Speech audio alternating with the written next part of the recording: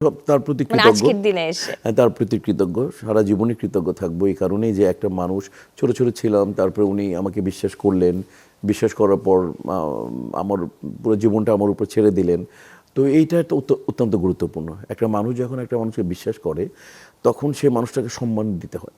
কারণ বিশ্বাস তো মানে যদি কেউ ঘাত করে তাহলে সে তো বিশ্বাসঘাতক। আর যেটা আমার আমার ব্যক্তিত্বে বা আমার স্বভাবে নেই, বা আমি যারা এই ধরনের লোক তাদের আশেপাশে আমি থাকি না, আমি দূর হয়ে যাই। অনেকে আমি মানে তো আমার ওয়াইফ জুবেদা রব্বানী মিতা আমাকে বিশ্বাস করেছেন, এবং যদি বিশ্বাসের মূল্যায়ন আমি না দিতে পারি তাহলে তো হলো না।